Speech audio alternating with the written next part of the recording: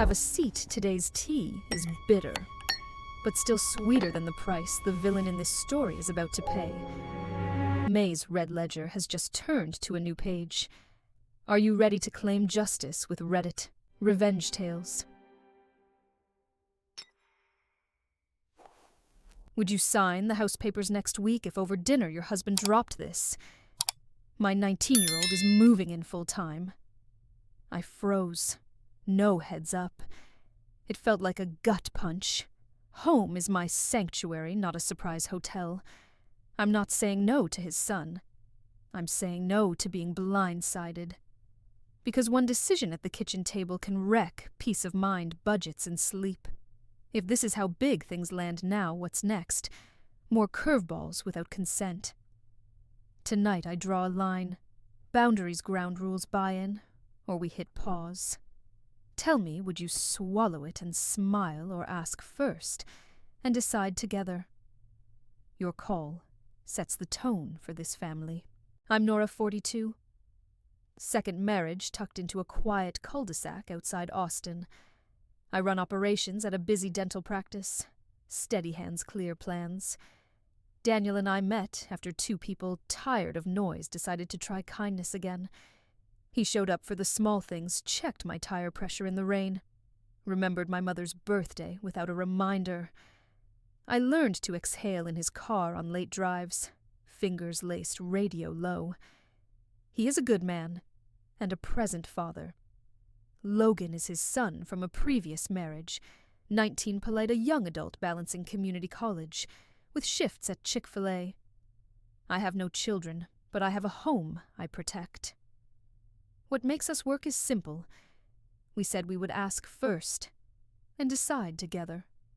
We promised each other a house that feels safe, a bed that sleeps mornings that start without resentment.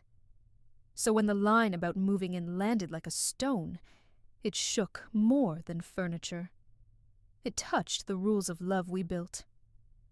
I want buy-in, not silence.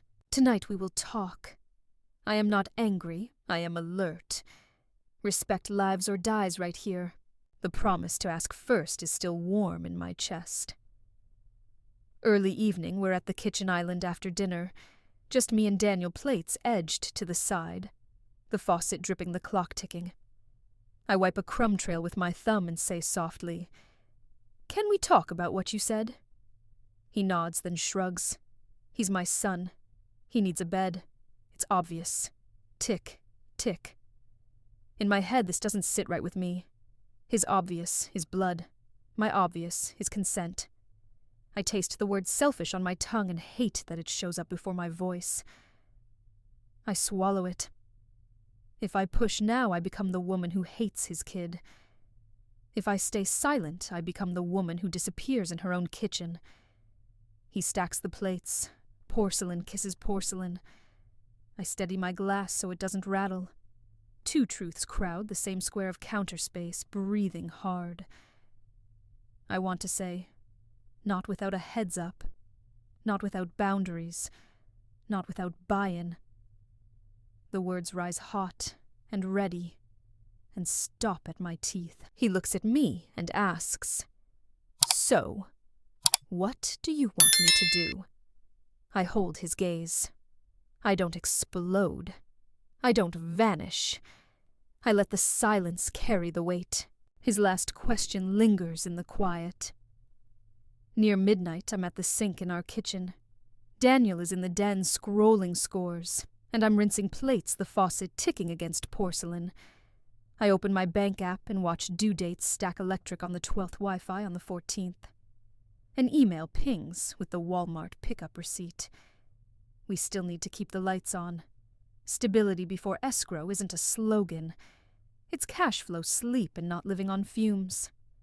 One more body means more showers, more laundry, more noise after 10. That's not selfish. That's the mental load doing the math. I wipe the counter and see how fast rhythm changes when the front door opens for good. I want a heads up before my home becomes a hallway. I want clear lanes, so love doesn't get crushed under logistics. I close the dishwasher a little firmer than usual. and the latch snaps shut. Action, not panic. Tomorrow I'll say it. Clean boundaries aren't walls, they're guardrails. We can do a trial period and real buy-in, or we pause and protect what we're building. I turn off the light. The house exhales. So do I. That math is still in my head when Sunday settles. Late afternoon dining room table, 2 mugs cooling between us. Daniel across from me, hands folded. I steady my voice. Hear me out. He nods. I'm not saying no to Logan. I'm saying no to how it landed. He says it's my son. I meet him square. I respect that. Respect me back. Loop me in on big changes. We need buy-in. He shifts his chair. The legs scrape the floor. I keep going. Boundaries aren't walls. They protect us. I need a heads-up house rules we both agree on, and a trial period so no one drowns. He taps his mug and coffee lifts to the rim. What exactly do you want? 90 days to test living together. Quiet hours, privacy that's real, chores and money talk up front. If we can't agree, we pause the closing. Not punishment. Protection. He looks down at the ring of coffee on the wood, then back up at me. I flatten my palm on the table and don't blink. This is our home. I won't be a passenger in it. The air tightens. He takes a breath. Okay, tell me the rules. Okay, tell me the rules hangs in the air longer than it should. Late evening in our kitchen, Daniel stands at the sink to my left, while I wipe the counter. The dishwasher hums, the fridge fan lifts and drops. I steady my voice. I feel like I'm walking on eggshells in my own house. He doesn't look up. Water runs. I try again. This pace is not sustainable. Not for my bandwidth. Not for us. He reaches for a glass, turns it under the stream. I'm not hunting a fight, I'm asking for respect. Boundaries aren't walls, I say. They're how we keep peace of mind. He dries his hands on a dish towel, jaw tight. Silence can feel like a verdict. I hold the edge of the counter so my hands don't shake. Loop me in before big changes land, I add. I need a real heads up. He finally meets my eyes, says nothing, then sets the glass down harder than he means to. The rim hits granite with a bright ding that clips my nerves. I don't flinch. I keep contact. We can love your son and protect our home at the same time. He exhales through his nose. The hum of the dishwasher fills the gap. We're not done. We need structure, not sparks. That sharp ding stays with me like a tap on the shoulder. By night, we're on the sofa in the living room TV, off-lamp low, our knees almost touching. I keep it simple. Let's put a pin in this, and do it right. I say, Saturday 7 kitchen table talk. No surprises. We map it together. Daniel rubs his temple. Good idea. I open Apple Calendar on my phone, type it in, and invite him. The ping lands on both screens. Between now and then, I add I'll write down my non-negotiables in notes, so I don't forget under stress. You do the same. He nods. Good faith. I nod back. Good faith. We set quick guardrails for the week so no one slips quiet after 10. I say, guests by text first. He answers, got it. My phone buzzes again. Saturday 7 p.m. confirmed. I feel my shoulders drop an inch. Not surrender. Structure. I'm not against Logan, I say. I'm for us having a process. Daniel reaches over, taps the event on my screen, then on his. We'll be on the same page, he says. The room holds still.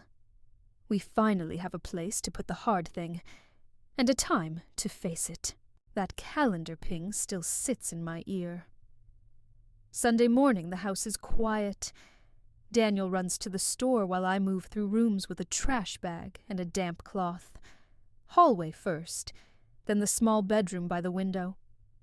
I pull a spare box from under the bed and smooth the comforter. Not a welcome mat, just clean and clear so we can talk with facts, not fear.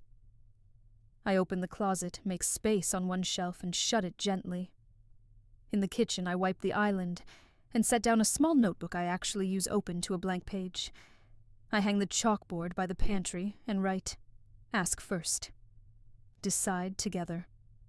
The chalk dust on my thumb rinses right off. It isn't decor. It's how we keep trust from fraying. I text Daniel one line to keep us aligned. Saturday at 7 still stands. He replies, "Yes." I look around. The house isn't staged for a move. It's staged for a plan. If rules are going to live here, they need a spot on the wall and a habit in our mouths. I take a breath. The talk has a place now and a time.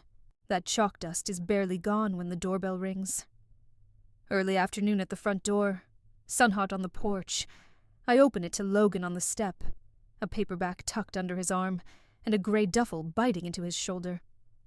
"Hey," I say. "Need the textbook?" He nods. "Yeah." The bag strap creaks when he shifts.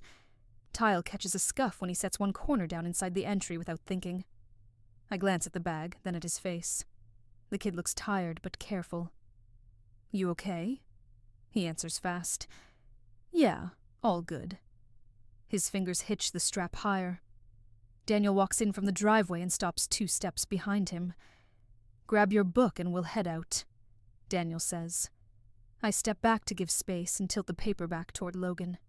He takes it, murmurs thanks, and nudges the duffel closer to his leg, like he wants it to belong here. I don't move the bag. I don't invite it farther. Saturday at 7, I remind them both. We'll set ground rules then. Logan nods eyes down. The duffel settles with a soft thud.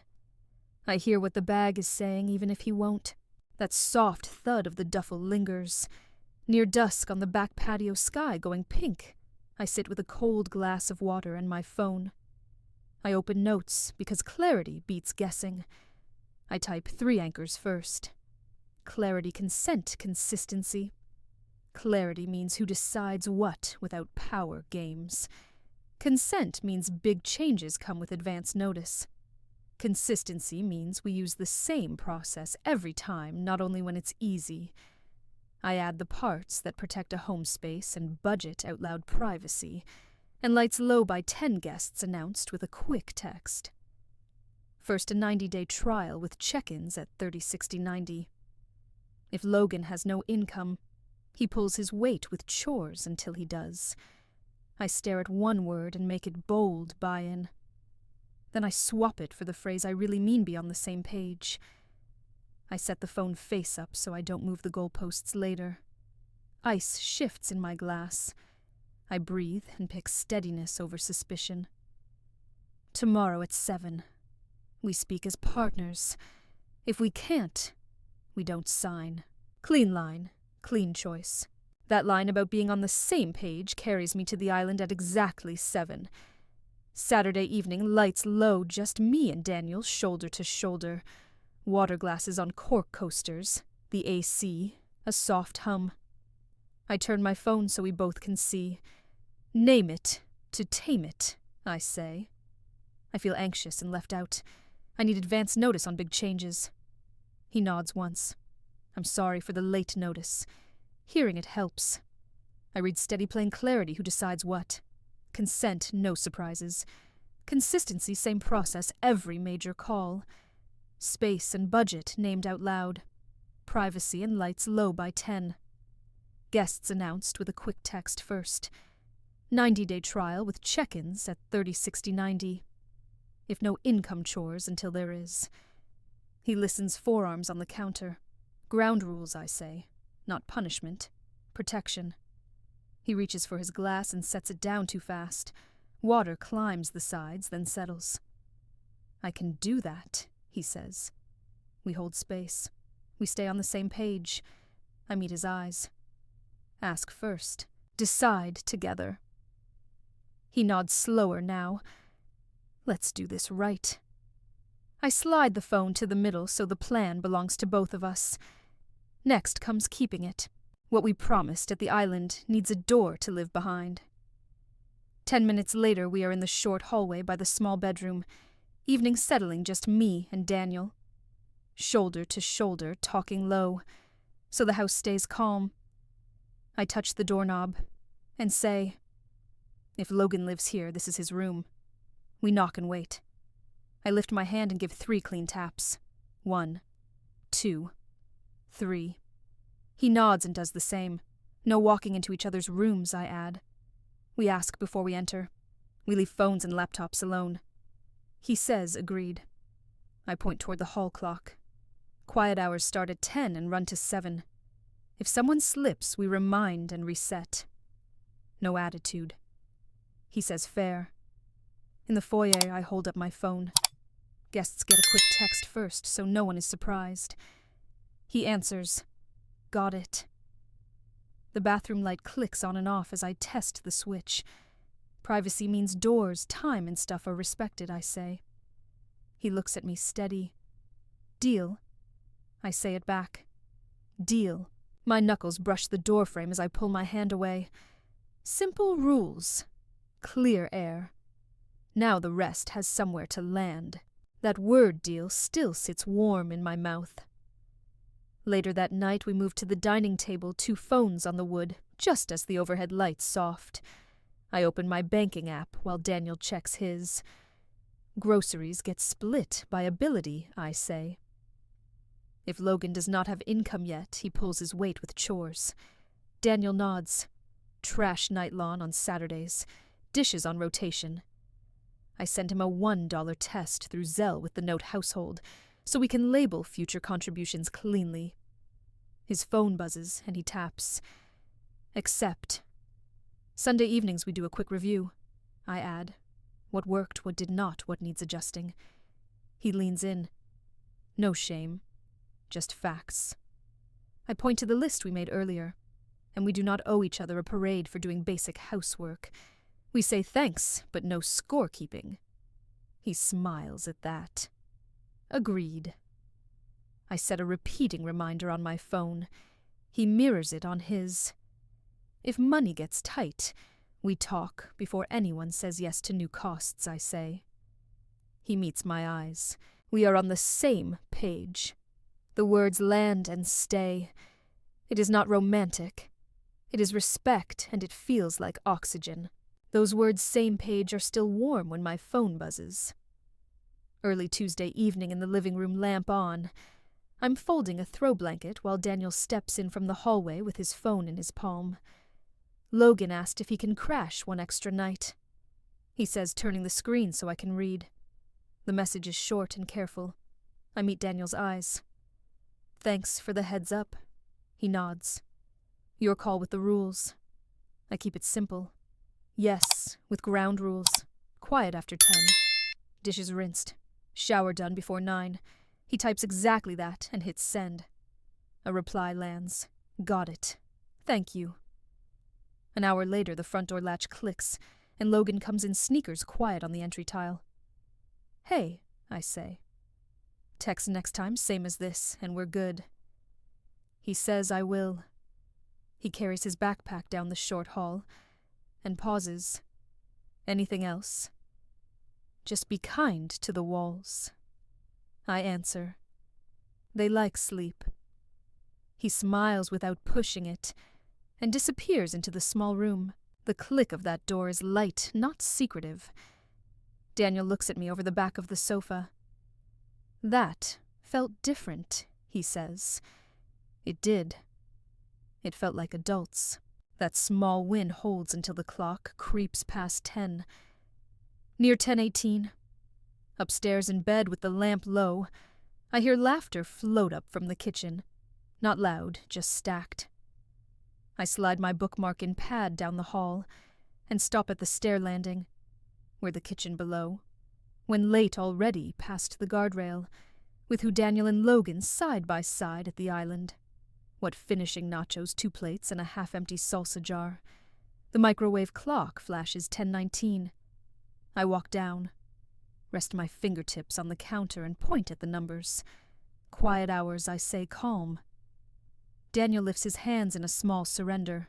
Logan says, "Sorry, my bad," and starts stacking plates. I hand him a towel. He dries, sets them in the rack, and wipes the crumb trail. Daniel turns the sink off so the faucet doesn't hiss through the walls. "Good call," he says, voice low. I nod once. Thanks for keeping it respectful. Logan taps the rim of the salsa jar to seal it and tucks it into the fridge. "Night," he says. I head back up the stairs. The banister is cool under my palm. No lecture, no scene. Just a boundary held. Still, I listen for the next ripple. That small staircase calm lingers, but my body is still on alert. Late morning in the garage door, half open to the cul-de-sac. It's just me with 3 moving boxes and the dusty concrete. I slice the tape on one and lift out a frame from my old apartment the year I said yes to keep the peace, and ended up with no voice. The metal edge is cold in my hand. I set it on the workbench, face up, then face down. Not this time, I say out loud, quiet, but firm. Where I am. The garage. When late morning. With who? Just me. What I'm doing deciding what kind of home we're building. I text Daniel one line so there's no confusion later. Thank you for hearing me. I need consent before we change the house. His reply lands a minute after I get it. I breathe, wrap the frame in brown paper, and slide it into the donate box. Action beats fear. Process protects love. I grab a rag and wipe the workbench until the dust is gone. The opener motor hums as I tap the remote, and the door rolls shut. I want peace of mind, not silence. This afternoon I will keep us on course. That decision follows me to work and sits beside my keyboard. Early afternoon at the dental office, I eat half a turkey sandwich at my desk, while emails stack. Escrow wants one more signature. HOA asks for a copy of the pet policy. My phone vibrates twice, then again. Daniel texts, "Do we tell Logan it's official?" I stare at the calendar. 3 days to closing. I call him speaker on low. "Not yet," I say. After Saturday's check-in, we need buy-in before big announcements. He's quiet, then says, "Understood." The copier hums behind me and spits out the last page I need to sign. I initial scan and send. Another text from Daniel proud of us. I type back, "Me too." Stay the course. The day keeps coming in small jolts. A reminder dings for a utility transfer. A patient asks to move an appointment, and I slide the puzzle pieces until they fit. On the drive home, I replay the plan out loud so I hear it in my own voice. Heads up. Ground rules. Trial period. As I pull into the driveway and hit the garage remote, the door lifts. Something sits by the workbench that was not there this morning. I cut the engine and watch. That shape by the workbench is exactly what I feared. Early evening in the garage, engine off the opener. Hum dying, it's me alone with a grey duffel, and 2 shallow boxes I haven't seen before. The concrete smells like laundry and warm dust. I step out, hook a finger under the duffel strap and feel the weight. Not a visit. A move. The side door clicks and Daniel steps in from the laundry room. "Did you put these here?" I ask. "No," he says. "I just saw them." He looks from the boxes to me. I slide one carton back against the wall with the side of my shoe so it stops trespassing into the driving lane. We need buy-in before anything crosses this threshold, I say. Call. Logan. He unlocks his phone. Thumbs moving. I stand still. So my message is the only thing happening. Logan Daniel reads come by at 7. We need to talk before anything moves in. 3 dots. Then okay. I reach up and press the button by the door track. The garage door crawls down and seals with a rubber kiss that says, "Boundary." 7. I repeat. Daniel nods. The boxes wait where I pushed them not 1 inch further. That rubber seal sound follows me inside. Early evening in the kitchen, the island cleared air conditioner low. It's the 3 of us now. Daniel at my right, Logan across his backpack by his foot. 2 water glasses sweat onto cork coasters. I start clean. Name it to tame it, I say. I'm anxious, and I need consent on big changes. Daniel nods once. I shouldn't have dropped it like that.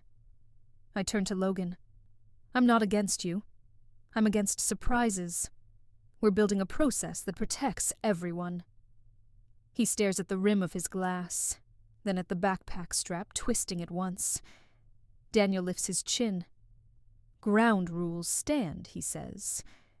Quiet hours, privacy, guests by text chores if no income, and a 90-day trial with 30, 60, 90 check-ins. I keep my eyes on Logan. What do you need to feel okay here?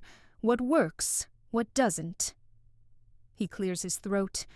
The chair leg inches and scrapes the tile. His hand tightens on the strap until the webbing squeaks. You can speak plain, I say. No one's in trouble. He swallows hard, nods, and lifts his eyes to meet mine. The room narrows to his next sentence. He wets his lips. But nothing comes. Under the pendant light at 7:10 at the kitchen island, it's the 3 of us in a loose triangle, the fridge kicking on water, beating under our glasses. I slide the closing folder into view and lay my pen across it like a gate. If we can't get real agreement tonight, I say we pause the signing. Daniel's chair nudges the cabinet. Are you serious? Yes.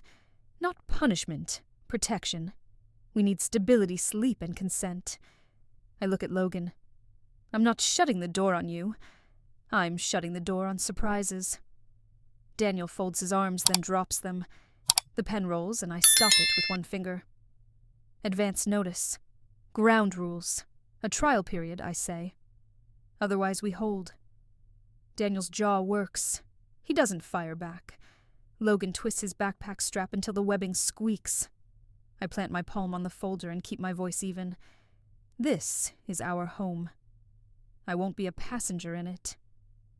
5 seconds of quiet stretch. I turn to Logan. What's the truth I'm not hearing? His throat bobs. He looks up, opens his mouth, and finally decides to speak. The truth arrives small, but heavy. Same island. Same evening, Daniel at my right. Logan across the air conditioner clicking off so we hear every word. I lost my room at Mom's, he says. Her lease ended.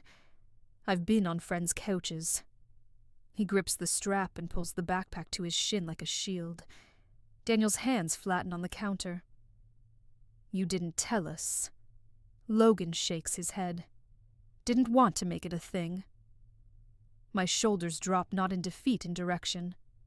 Thank you for saying it out loud. I tell him, need doesn't make you a problem. It means we handle this with a process. He blinks hard. I can help. I'll work more shifts. I just need a bed. Daniel swallows. You have me, he says, voice low. I slide my hand across the island and lace my fingers with Daniel's. We can love you and keep our house sane, I say to Logan. We do 90 days. Quiet hours, privacy guests by text chores if no income check-ins at 30, 60, 90.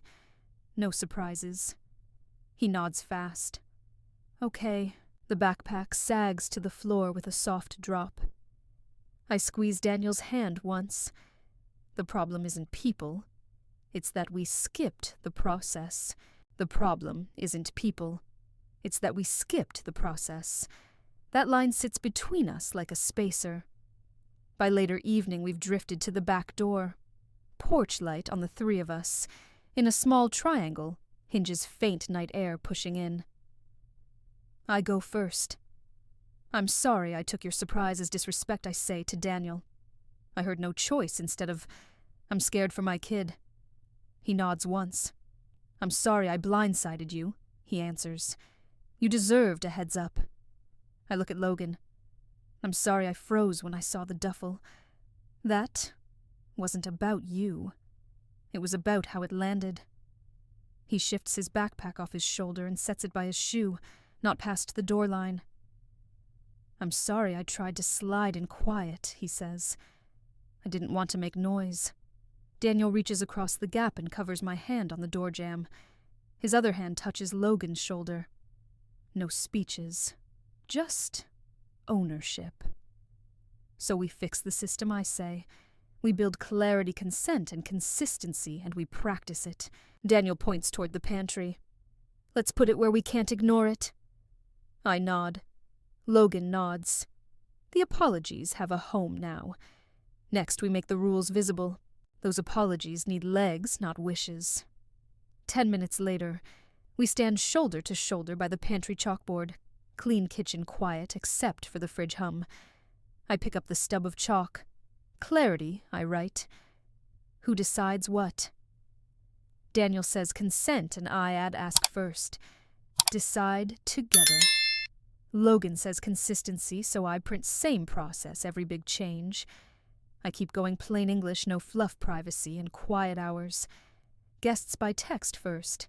Space and budget named out loud. 90-day trial with check-ins at 30-60-90. If no income chores until there is. Daniel taps the board. How we fight, he adds. I write, I feel, because I need, and underline need. No yelling. Logan says, almost smiling. No eye-rolling, I add. We all laugh once, then fall quiet. Deal, I ask. Deal, Daniel says. Deal, Logan echoes. I draw a small dot under decide together and hand the chalk to Daniel. He prints his name in the corner. I take it back and sign next to his. Logan hesitates, then writes his initials under ours hand steady. I snap a photo and share the note to both their phones, so it lives in 2 places. The board dries. The rules are real. Next comes keeping them. The rules are real. Next comes keeping them. Morning light finds us in the kitchen at 9, all 3 within arm's reach of the island, the AC vent whispering. I rinse 2 bowls, Daniel dries. Logan wipes the counter in slow circles. Sunday is review night, I say. 15 minutes, no lectures. They nod. I flip the router to read the guest network label so we can share it without giving out our password. Message us first before guests, I add. Even for a quick drop-by. Logan says I'll do it. On the whiteboard by the fridge, I draw a simple weekly line trash night lawn on Saturday's dishes on rotation. Utility transfer hits Tuesday, I say. If money gets tight, ping us before adding costs. Daniel meets my eyes. Agreed. I open Apple Calendar and create a repeating Sunday reminder labeled House Check. Logan's phone dings. Got it already. We treat lights low by 10 like a promised 7 in the morning we're back on. Call it out if someone slips, I say. We remind and reset. Logan taps the rim of his glass. Promise. I swipe the 30-day check-in onto the calendar, watch it turn green and let the small wins stand. That green confirmation barely fades before the test shows up. Early evening on a weeknight. I'm at the sink with sleeves pushed up, Daniel beside me, tossing a towel from hand to hand, when my phone buzzes twice. Where our kitchen? When 6:12. With who Daniel close enough to read Logan across town. What a text that could go either way. Hey, can a friend come by to watch the game for a bit? Advance notice. I exhale. Thanks for the advance notice, I text back. Yes. 8 to 9:30. Lights low by 10. Use the guest Wi-Fi. 3 dots. Copy. We'll keep it low. At 7:55, the deadbolt clicks. 2 voices at the door, not loud. Logan steps in with a kid in a ball cap. He points to the chalkboard and tells his friend house rules. Easy. They keep to the den volume soft chips in bowls. At 9:28, I pause our show and glance at Daniel. He nods. I walk by the den and tilt my wrist so my watch wakes. Logan lowers the volume 2 notches without a word. Thanks, I say. We're good, he answers. At 9:59, the TV clicks off. Shoes to the mat. Door latch clean. Respect didn't need a speech. That clean, quiet exit last night buys us goodwill. Next morning at 8 in the kitchen, sunlight on the sink. Daniel scrolling headlines at the counter. Logan cutting through in a hoodie with his backpack on. The rack is full of plates from the game. I tap the edge of the sink so the silverware clinks. It was your night on dishes, I say. Logan pauses. I was going to get them after class. I shake my head. They need to be done before you leave. It keeps the rhythm. Daniel looks up, then stays out of it, which is the right move. Logan sets the backpack down, rolls his sleeves, runs hot water, and starts loading. I hand him the pan without a speech. He rinses, wipes the stove, twists the sponge dry, and clicks the dishwasher shut. The start light glows and the pump hums. Trash is full. I add nodding at the bin. He ties the bag cinched tight and carries it to the can by the side gate. Thanks, I say when he steps back in. Sure, he answers. Not defensive, just doing it. He grabs his backpack, checks the time, and heads out. A small slip met a firm line and moved on. I note the win, then watch for the pattern. The hum of that dishwasher fades into night, and the house holds steady until 10:15. I am on the couch with a book when the deadbolt turns and the door eases open. Keys land in the bowl light. Then a sneaker scuffs the entry tile. I look at the stove clock. So there is no debate. Past 10, I say calm. Logan lifts both hands. I know. I'm sorry. I keep it simple. Talk in the morning. He nods. Yes, ma'am. The door to the small room clicks shut. By morning at 7:30 we meet at the kitchen island, Daniel pouring coffee, and staying quiet on purpose. I go first. Name it. To tame it.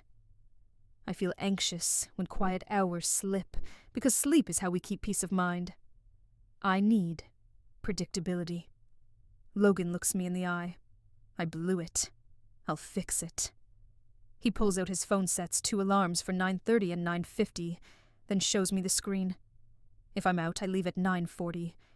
If I'm here, I'm in my room by 10. I nod. Thank you. Daniel taps the counter once. Good plan. Logan adds one more step. I'll text if I'm running behind so no one's guessing. I hold out my fist. He taps it quick and clean. Boundary kept, trust repaired, day started. That clean repair in the morning holds long enough to measure. Sunday at 6 p.m., we meet at the dining table. Apple Calendar, chiming once on all our phones. We're home dining room. When 30 days in, with who the 3 of us elbows off the wood. What our check-in? I open notes. 3 questions, I say. What worked? What was hard? What do we adjust? Daniel goes first. Guests by text works. Lawn on Saturdays is tricky with Logan's shifts. Logan nods. Quiet hours are fine. On Fridays, could we do 10:30 instead of 10 during the trial? I look at the stove clock and think about sleep. Fridays and Saturdays, 10:30. All other nights stay 10, I say. We'll revisit at 60 days. Daniel slides his phone across so I can see the calendar change. I tap. Accept. Money, I ask. We're good, Logan says. I can add a Sunday morning shift. I type 1 line under budget, no new costs without a heads up. Daniel sets a reminder for Zelle notes, so we label things cleanly. I add a 60-day event and tilt the screen so they both see it. Deal, I ask. Deal, Daniel says. Deal. Logan echoes and flips his phone to Do Not Disturb. We clear the plates. Tomorrow is closing. That calendar ping from last night turns into a door we can touch. Late morning at the title office quiet room, we initial sign and trade IDs. My phone buzzes with the wire confirmation. The closer slides an envelope across. 2 keys sit inside, heavy and real. "Congratulations," she says. Daniel squeezes my hand once under the table. On the drive home, we don't talk much. We don't need to. Back at the house, the garage door lifts, and cul-de-sac air slips in. We're our kitchen. When noon. With who? Daniel beside me. Logan waiting in the hall, backpack at his feet. What a rival with a plan. I set the keys on the island, and they clink against the quartz. We did it, right, I say. Logan glances toward the pantry, reads the board with his eyes, not his mouth, then unzips his backpack. He hangs a light jacket on the hook and looks to me. I nod once. Room's yours during the trial. Respect the rules, and we're good. Got it, he says, small, but solid. Daniel turns a key in his palm and slips it into the drawer by the stove. Peace feels like a clean latch. Next, we keep earning it. Peace of mind feels like a clean latch. That holds into evening as we circle the island, glasses of water sweating on the quartz. Here's what this taught me, and maybe it helps you too. Clarity keeps love from guessing. Consent isn't a favor. It's how adults show respect. Consistency turns promises into habits. Boundaries aren't walls. They're the lines that let everyone sleep. Advance and notice is a love language. Being on the same page says your voice matters here. Trial periods save families from permanent mistakes. And the sentence that changes the room is simple, I feel. Because I tap the stove clock. Sunday at 6 we review. Daniel answers deal. Logan echoes deal. If you're listening and your home feels off balance, try this at your own table tonight. Pick a time, speak the 3 C's. Clarity, consent. Consistency, set lights low by 10, name privacy. Agree on chores and schedule a 30-day check-in before anyone moves a box. If the answer is no for now, let it be no for protection. Not no forever. I drop the keys in the bowl by the door and look at both of them. Ask first. Decide together. If this steadied, you share your non-negotiables so another woman can breathe. All right. Let May be painfully clear. This wasn't a misunderstanding. This was a pattern, and it showed up fast. A stranger asked you something stupid at a bar, you said no, and Mark turned you from wife to suspect. That's red flag number 1, suspicion, without proof. Then he started the classic toxic combo, moving the goalpost, demanding the truth after you already gave it, and treating your calm as evidence. That's not concern. That's control wearing a suit. And when someone blocks the exit, when your "I need air" becomes "why are you running," that's not love. That's a power test. The moment he rewrote the story, you pushed me, you escalated. That's gaslighting 1. Oh, 1. Not loud, not messy, just cold. Tidy cruelty. So here's your takeaway straight up. Your no is a full sentence. You don't audition for basic respect. You don't negotiate reality with someone who benefits from you doubting yourself. If you're hearing this and your stomach drops, trust that. Red flags don't get greener with time. To the villain of this story, karma doesn't need your permission. It just keeps receipts. And to you, sweetheart, this debt, May clears it. But remember, these eyes are always watching. Don't let your name end up on May's blacklist next episode. Hit subscribe, because around here, justice doesn't show up late. It shows up ready. A final note from the library. While these stories find their roots in the halls of Reddit, they are artistically reimagined to speak to the heart. Any likeness to reality is mere coincidence. The emotions, however, are very real. Walk with empathy, and let justice lead the way. Thank you for watching.